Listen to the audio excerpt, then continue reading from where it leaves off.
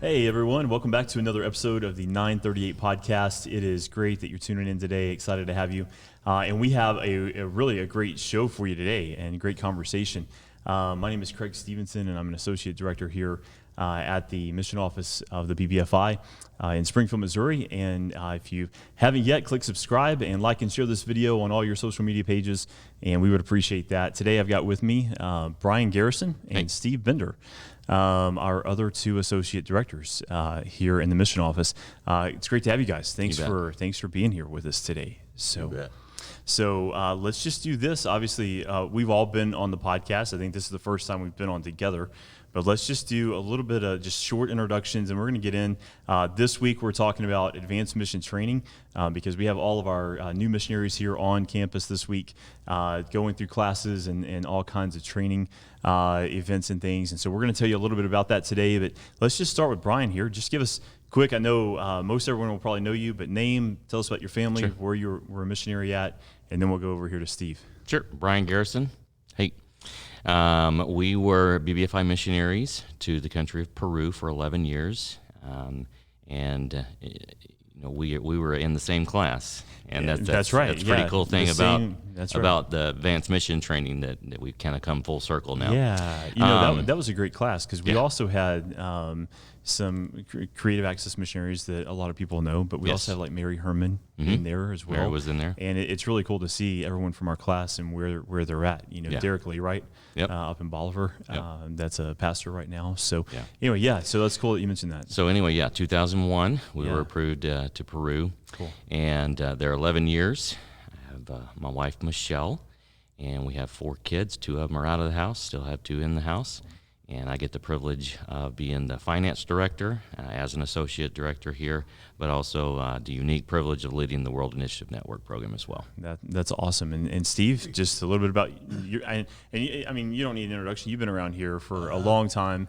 And Steve was actually an associate director when we were in advancement or candidate school back then, now advanced mission training. And so, Yeah, I've been around a long time. Janelle and I were missionaries with our 2 children in South Korea for 15 years, and then God moved us to Arkansas for 2 years, and then up to the missions office here. This is our 21st year here in the missions office. Wow, 21st year. And so I've been through 20 advanced mission training classes as a director, and then one as a missionary candidate back in the day. Yeah, that's awesome. So I'm going to put you on the spot here, okay? Right. So, and I know we have kind of a conversation kind of laid out here in the notes, but we may, it is what it is. So we'll have fun with this. So you've been here for 21 advanced mission trainings. So what is one of your favorite memories looking back over this week? Oh my goodness! And again, I know I'm putting you on the spot. Didn't really give you a heads up, but anything just stick out to you that you look back on and say, "Hey, this was fun. This was funny. We had a great time." Or God really moved in this one. One of the funny things is that we moved it from a 2-week consecutive Canada school. Starting in the morning, going to 5 o'clock, breaking for dinner, and coming back in the evening. 2 weeks solid to 1 week per year, 2 years consecutive training time, which was a whole lot better because back in those days we used to have sessions on Saturdays, and we had a great time, but it made it for a very long week. And then all of the candidates back in those days would go to one church here in town for a mission Sunday and just invade that church. And we had a great time, but it was kind of grueling. Well, I remember that because that's how it was when we were in candidate school, because we were at Seminole, if I remember right, on that Sunday. And in different classes, and then I think we even set up in the choir loft, as part of that service and stuff, which was interesting. Well, those were 6 of the longest 2 weeks of my life. Oh my God. It was grueling, as you say. Yes. I feel you there. So, well, Steve, thanks for being on with us today. It's great to have you. And hopefully, just let you tell maybe even some more stories, or just as we go through this. I mean, this is all about advanced mission training, what used to be called candidate school. And so we just want to give our viewers today, if you're watching today, you're going to get kind of an inside look at what this training process looks like for us and what this week of advanced mission training looks like. And if you're out there considering being a missionary, you need to know you got a team here that loves you and cares for you, cares for all of our missionaries. And our desire is to come alongside and to make sure you're equipped with everything you need as you go on deputation, as you go on and follow God's call in your life. And so let's just kind of dig in for just a second. So Steve, you've been here obviously the longest, and so talk to us just a little bit, maybe more in detail of what is advanced mission training, formerly candidate school. What is it? What are we trying to accomplish? I know we mentioned that just a couple of brief things, but give us your perspective a little bit. We called it for years and years Canada School, but really it was kind of a misnomer because, as you guys know, a lot of the people that attend this week have already been approved as missionaries, so they're not candidates anymore. Yeah, sure. But it is training, and so we made the designation to advanced mission training because it's advanced training over what you get when you're in Bible college or going through the training online through any school. And so we want to bring people on site, introduce them to the staff here in the missions office. One of the things that I lamented when we were approved as missionaries back in the 1900s was that we came to Canada School, but we really didn't meet the people of the missions office. Yeah, that's true. And because Janelle and I went to Pacific Coast Baptist Bible College and not to BBC, we didn't have physical connection with this office and with this location. Yeah. And so we didn't know the missions office people. Yeah. And the missions office is people. It's it's the men and women that work here. Yeah. And so we had no relation with them. And so for all the years we served as missionaries, we really never did have that personal relationship. So when we bring missionaries in for advanced mission training now, they come in, they get to meet all the people of the office. Yeah. They establish lifelong relationships. Yeah. And it just makes everything work smoothly, as it ought to, as a Christian family doing God's work worldwide. Yeah, I love that because so much of what we do, and I don't know that people always know this, but so much of what we do is relationship building. Exactly. I mean, it's all about the relationships with our missionaries and the relationships with our pastors. And I think that was very evident. And of course, we have Tiffany Guthrie, my new assistant. So when she started, one of my favorite things happened, and I think it's a testament to what you're talking about there, is I'm walking down the hall on her first day, and I hear this missionary couple walking down the hall, and it's almost like they're just on a mission. Hey, where's this new assistant that we have? We want to go meet her. Where's Tiffany at?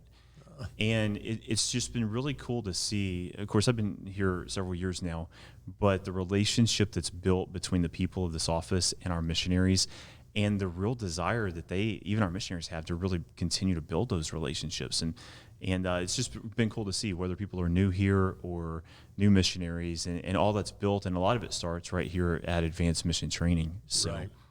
Yeah. And it's not only that. We use every opportunity. We used to have what we called the missionary retreat every summer. And That's right. All stateside missionaries would come. And for years it was in Colorado, then it was in Fayetteville, Arkansas, and then, within the past 10 years we moved it to Branson, Missouri. And we renamed it instead of the retreat, to a missionary family reunion. Yeah. And it's just a time when people come and renew relationships, build relationships, and just continue what's happening in their lives. Yeah. And I think we all love going to the reunion. Sure. And having the chance to continue those relationships and stuff. So, another division of our office, we have our BBFI career missionaries, we have the intern missionary program, but we also have WIN. Mm-hmm. And Brian, you mentioned earlier that you have the privilege of being over and overseeing that WIN program. And so obviously WIN missionaries go through a little bit different training process. Sure. So talk to us a little bit about the difference between, we've heard about this used to be a 2-week process, mm-hmm. and then now it's still 2 weeks, but they come in 2 separate years. And so talk to us a little bit about WIN training and what that looks like for WIN candidates. Yeah, with WIN, we decided to streamline it even more. Basically what we have the missionaries do is we try to at least 3 or 4 occasions during the year have a 2-day training here on campus, on site, and so any new WIN missionaries that are accepted into the program, they can pick their cohort, if you will, that's cool, when they want to come or when they can. And we'll bring them here for 2 full days, and we've streamlined the process. And not that we've cut out a lot, but what we've tried to do is accommodate their schedule, in that the in-person, in-seat, if you will, training is the meat. Yeah. All the services that the WIN office provides, we give them the financial training, how to look at and do their financial reports, and so the major stuff that they absolutely have to know and get that interaction with them, answer all their questions. And then also on top of that, we provide them with some additional training they can view online, either before or after, to supplement the 2 days here. Oh, yeah, that's great. Brent, I know you have in previous podcasts talked about the WIN program. In this one, in case someone's listening who never heard of it before, what is WIN? Could you explain that so that everybody would? Yeah, go for it. Sure, it's the World Initiative Network. Yeah. And the really condensed elevator speech version would be, it is for professional trade missions. And so if you've got a professional degree and you still want to serve God overseas, WIN is for you. So WIN is for the medical professional, for the educator, construction, engineering, or even church planning in a different type of context, if you will. And so that's what it is in a nutshell. So basically the need for WIN is for years and years, and we are very good at it, at sending and supporting and serving career church planting missionaries. But we kept having very qualified and professional folks knock on our door with a vision that God has placed on their lives for something different, and still on the field in a foreign context. And so now with the World Initiative Network, we're able to accommodate those dreams and help them. Oh, yeah, and that's great, because what you see our main area of focus is still always been career church planting missionaries, like you say. Absolutely. The intern missionary program, because we haven't really talked about that a whole lot, even on the podcast and other episodes yet. It's coming here before long, but that is designed for those that need a 1-year internship in order to be approved as career missionaries. And then now we have the WIN program, the World Initiative Network, that allows us to like you say, professional trade career missionaries, medical missions, all the different things that you listed.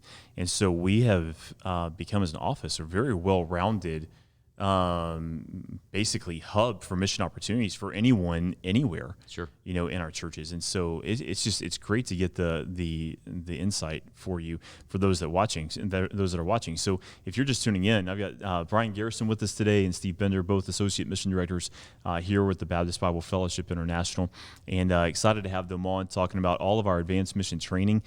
We just talked about WIN training as well. But if you're out there and you're interested in being a missionary and you want to learn more about that, I want to encourage you to go to our website, bbfimissions.com.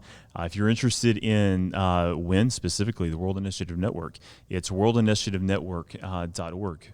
And go take a look at that. And if you have any questions, reach out to us, because we'd love to answer those questions. And but yeah, going back to this, it's great to see the investment that we have in training, right? We talk about the relationships, and that's a big part of this. So Steve, let's go back to you for a second. So talk to me about the importance of the training that the missionaries go through this week, outside of even the relationships that are built.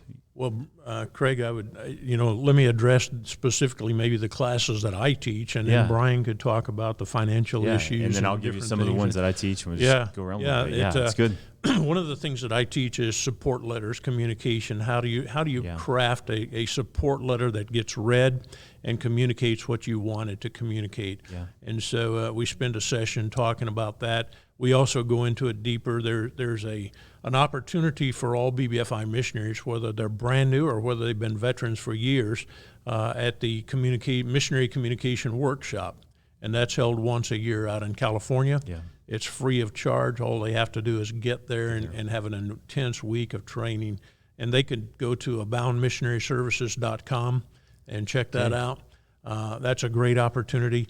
I also teach a session on guarding your heart and personal purity for the men when they're on the road.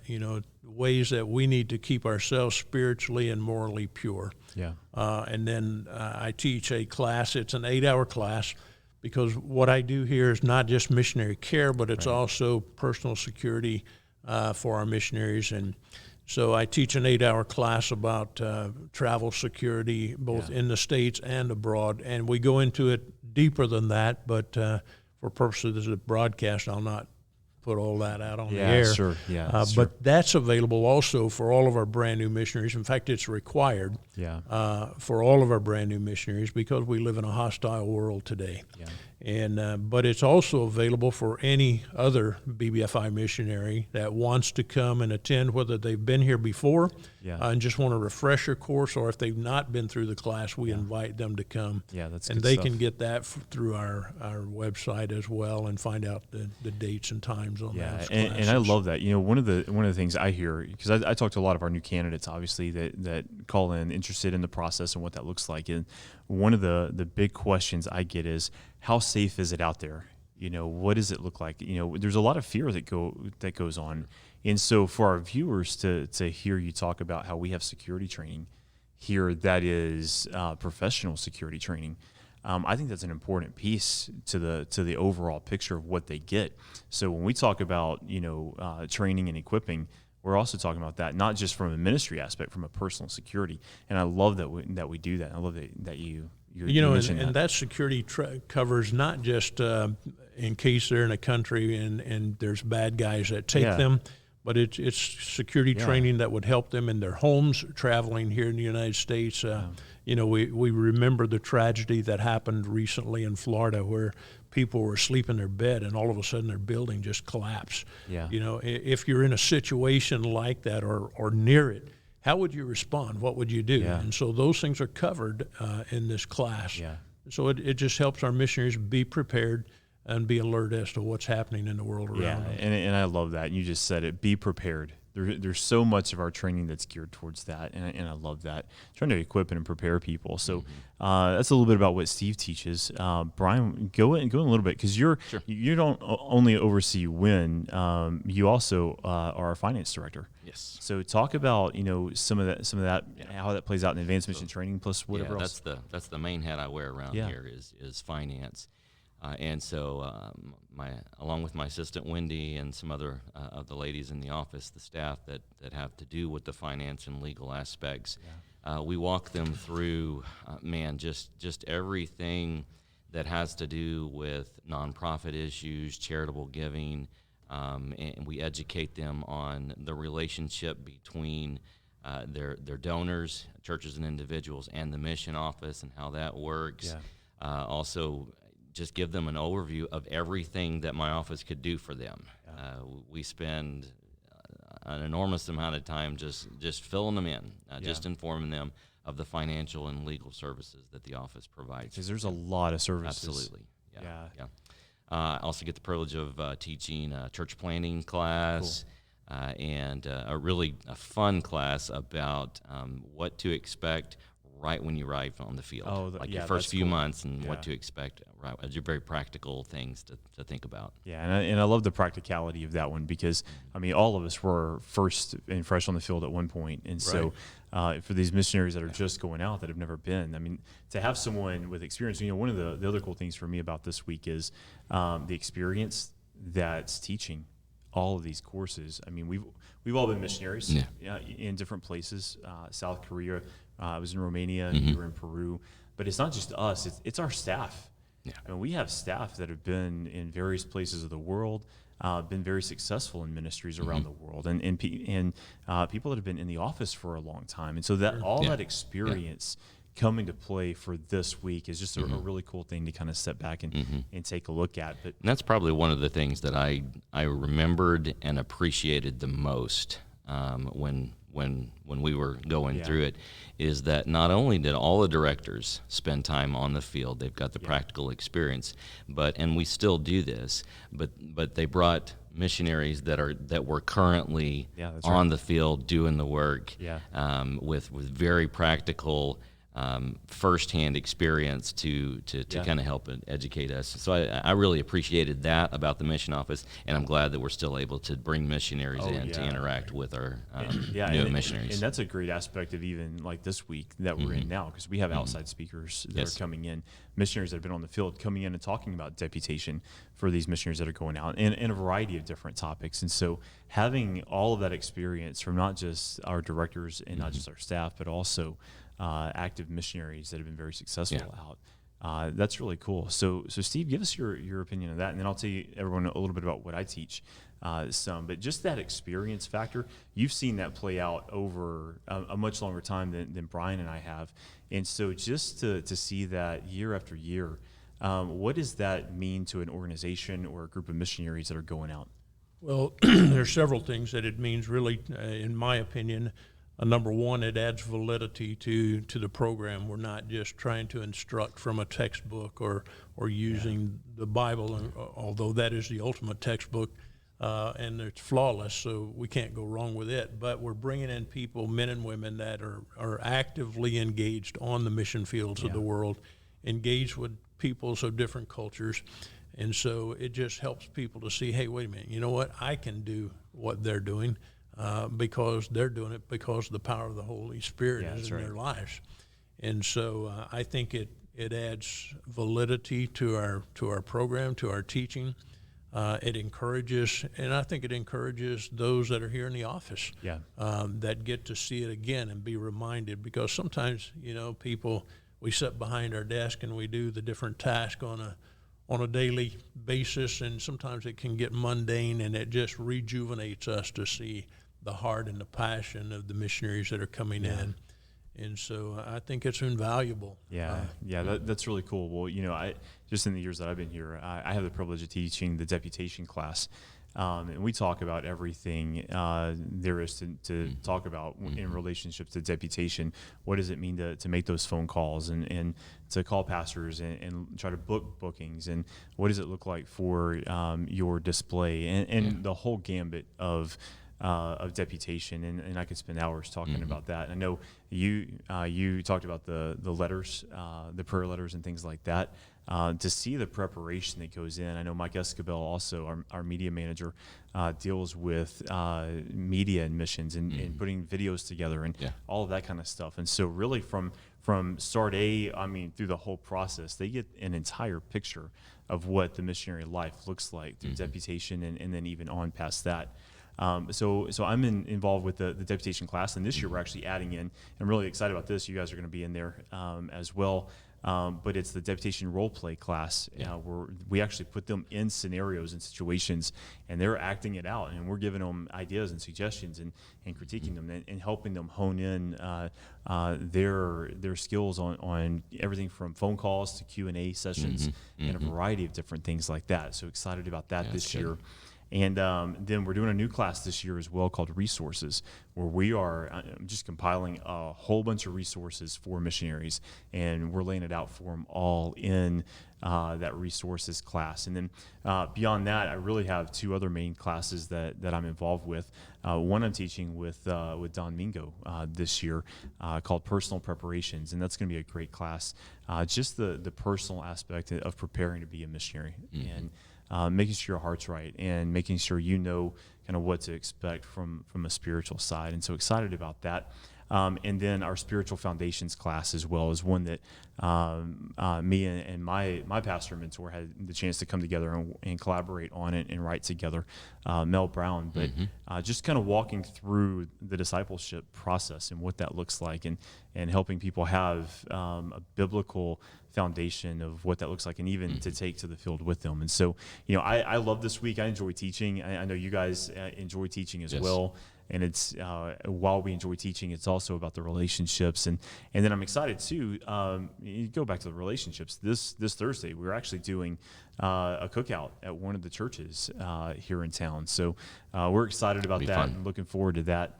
And so when I think through this week and the new missionaries there, Brian, let me go to you for a second.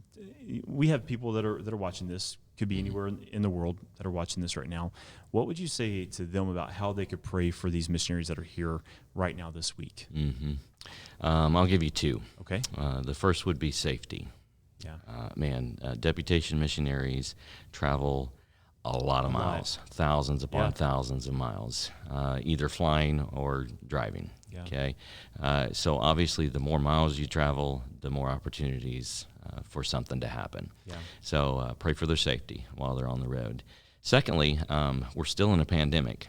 Yeah. And I think of the missionaries that are traveling from state to state, and we know that still regulations and different types of reactions to the pandemic are different from state to state. Yeah, sure. So they have to navigate those waters as far as crossing state boundaries, and also from church to church, the situation might be different and as well. City to city. So city to city. I mean, all the way down to that So level. that's one thing I'm praying for, that they'd be able to navigate those waters and be able to comfortably make their presentations in those different churches, still be able to promote the vision that God has given them. No, I love that. Steve, would you have anything that you'd add to that?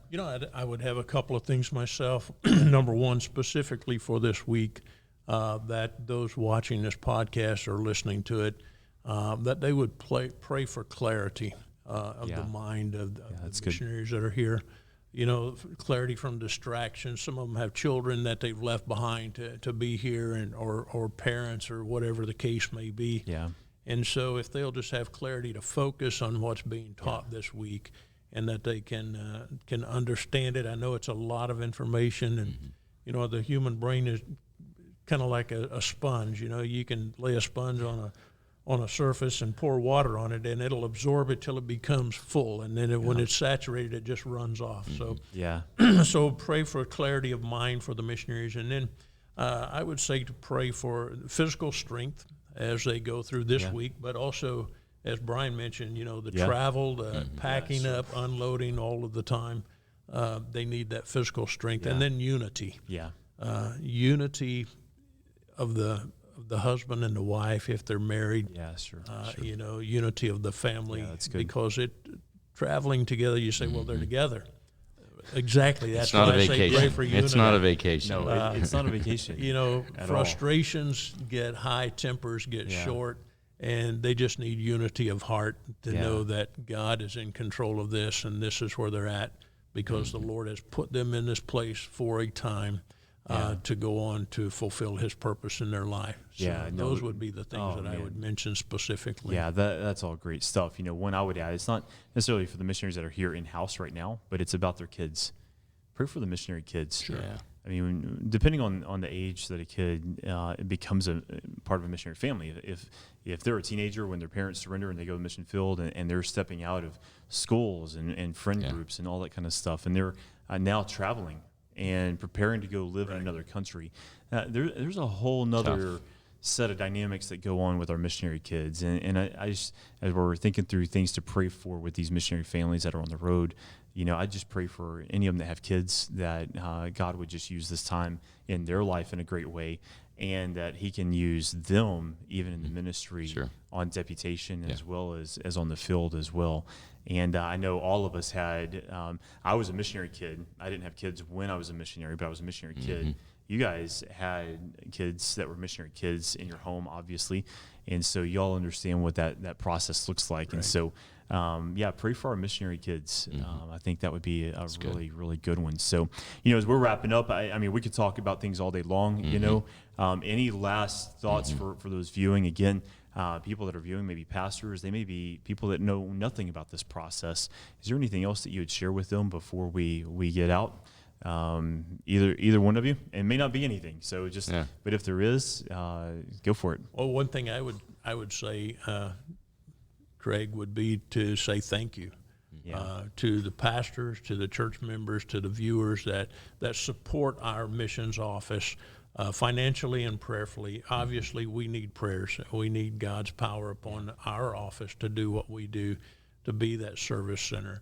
but we also need that financial support. And we couldn't have a week like this with That's right. doing the things that we do, providing these services for missionaries, if pastors and church members and individuals didn't support our office. Yeah, And so true. So thank you for your part in helping to spread the Great Commission, the gospel around the world. Yeah, well, let's just kind of expand on that for just a second. And I'm glad you bring that up. That's a great thing to bring up, because some people may not understand how that works. And so, I've been doing some research, and there's a lot of mission organizations that charge a percentage for administrative fees or whatever. So a missionary goes out and they raise their support, and a mission organization may take 5 or 10, 12. We've seen 17% of whatever comes in for that missionary out to go towards the budget for that organization. We don't do that. For our career missionaries, it's 0%. Yep. Right. So when you at home, when you give to missions and you support a BBFI missionary, you need to understand that 100% of what you give goes to that missionary. None of that money goes back to our office. We are supported just like missionaries are. So churches, individuals, they give to the mission office just like they do to missionaries, and that's how our support comes in, and that's what allows us to do the things that we're able to do for our missionaries. And you know what, Craig? We have a lot of great missionaries who understand that as well, and they understand the value of this office, and they voluntarily give support to our office, not just prayer support. And sometimes that gets overlooked as trite. That's very, very important. Very important. Foremost. Yeah, sure. But a great number of our missionaries reinvest out of their personal support to our office every month to help us to continue to do. And I've been in the process of just writing them and thanking them for that support, and sometimes they go overlooked. Yeah. But all of the people that contribute are such a blessing to us. Oh, yeah, absolutely. And thankful for all of our missionaries and the relationships. And that just goes back to speak to the relationship between our office and our missionaries. And thankful for that for sure. So, Brian, you have anything that you'd add to this discussion before we Well, maybe just a personal testimony on the conversation that we started with. Actually, pastors, when God puts together a good staff, you know it and you see it and you feel it. And so this all began 20 years ago. I was thinking about this earlier. You and I were 20 years ago in the same candidate school. Steve, you and John. Was 20 years ago. Absolutely. Oh, wow. I haven't thought about that, but yeah, that's true. That puts it into perspective a little bit. Goodness. We're getting older. Yeah. But John, you and John Connerup were associate directors at the time, and so you were teaching us, and now it's all come full circle. And Craig, you and I get the privilege of teaching alongside you and John, and having an impact in the lives of future missionaries. And I'll say, that's an honor for us. Oh, absolutely. From being out there. It's just really cool to see. It's really cool the way God has orchestrated over the last 20 years. Working behind the scenes for us to now be on the same team. Yeah. And I think God has put together a really good team, and I'm honored to be a part of it. Yeah, and same here. And I think about that among our directors, and love working with all of you guys. Love working with John. But the rest of our team too. My goodness.